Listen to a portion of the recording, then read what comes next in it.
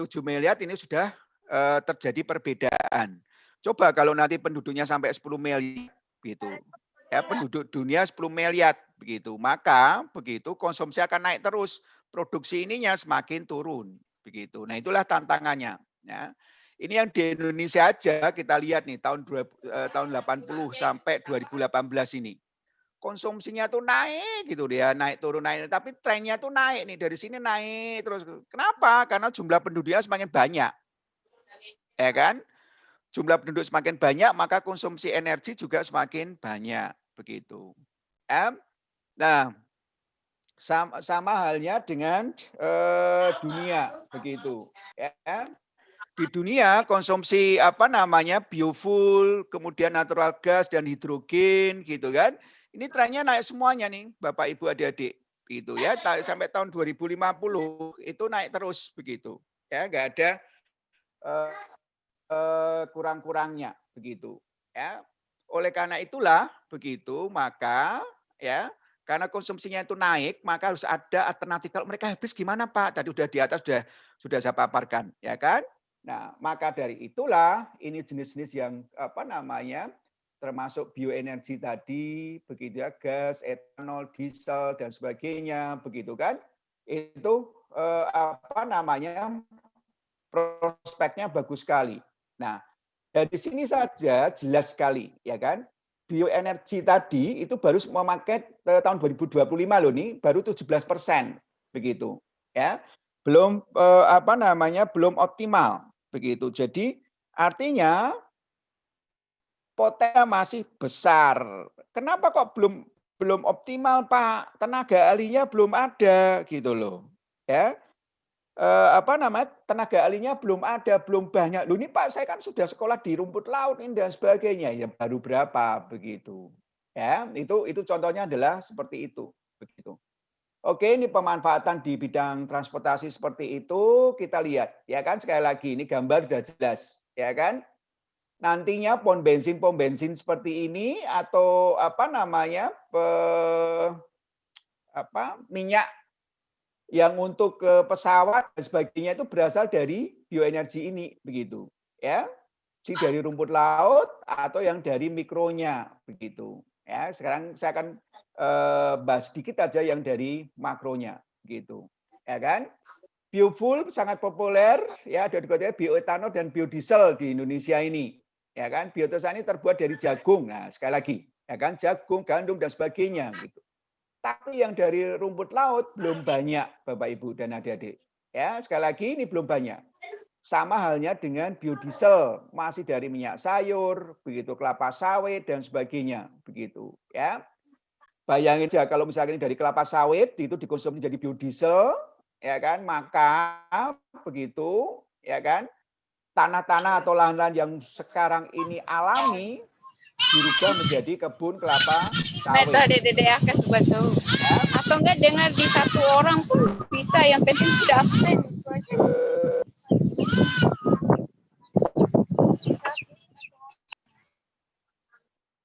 Oke, ya.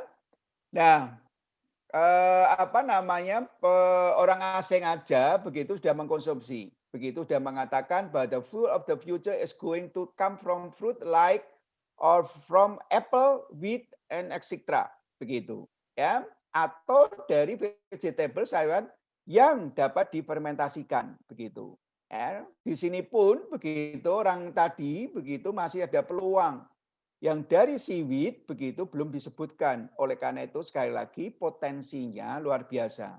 Ya. Nah, karena harga yang tidak kompetitif dan kurang efisien sementara ini, begitu kan, dan juga karena larangan serta bahan bakar fosil menjadi lebih praktis penggunaannya, begitu. Ya, tapi sekali lagi yang sudah saya katakan begitu.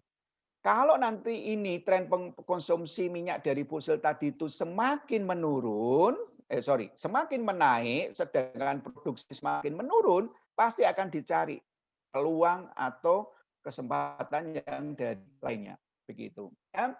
Biofuel dan sumber energi terbarukan sekarang kembali menjadi agenda politik pasti ini, tapi belum banyak sekali lagi belum banyak orang yang paham benar di bidang apa namanya biofuel ini begitu. Khususnya di Indonesia, sekali lagi khususnya di Indonesia, begitu ya. Dan ini dijadikan bahan politik jelas, begitu, jelas sekali, begitu ya. Contoh saja, begitu. Ini produksi etanol, ya kan naik, naik, naik, naik, pasti. Tapi naiknya belum banyak, Pak, Bu, adik-adik, begitu ya.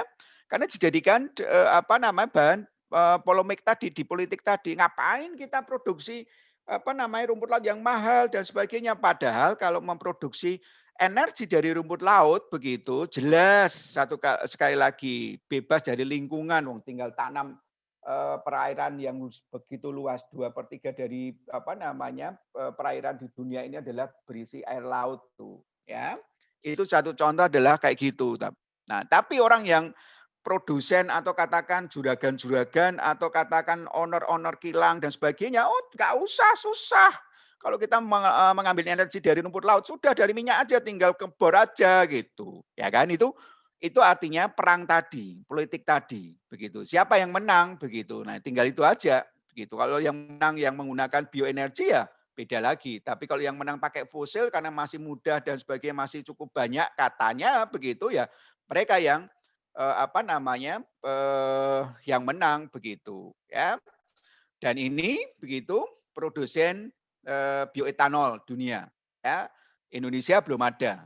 Amerika sama Brasil udah lumayan nih. Brasil, apa namanya, sudah, produksinya udah lumayan begitu. Tapi di sini Thailand, Indonesia masih belum ada, ya masih jarang sekali. Kenapa? Ya tadi itu saya katakan, politik will-nya, kemauan politiknya itu belum jelas begitu, ya belum tegas begitu. Dan juga karena kemampuan dari para pemimpin kita, begitu kemampuan dari para orang-orang pintar kita, begitu, ya kan, belum sepakat benar tentang pemanfaatan dari apa namanya bioenergi tadi dari rumput laut. Nah, ini Bapak Ibu, begitu sudah saya katakan tadi, ya kan, Pak, yang namanya bioenergi tadi, begitu, ya kan, yang rumput laut tadi itu bisa dijadikan biometan, biodiesel, bioetanol, biohidrogen. Apakah mungkin begitu? Ya kan?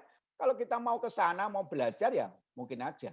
Sementara ini yang saya pernah cobakan, kalau saya belum pernah biometan dan biohidrogen ini saya belum pernah, tapi yang sudah bioetanol dan biodiesel ini itu sudah ya, sudah melakukan penelitian dan sebagainya begitu, tapi belum efisien Bapak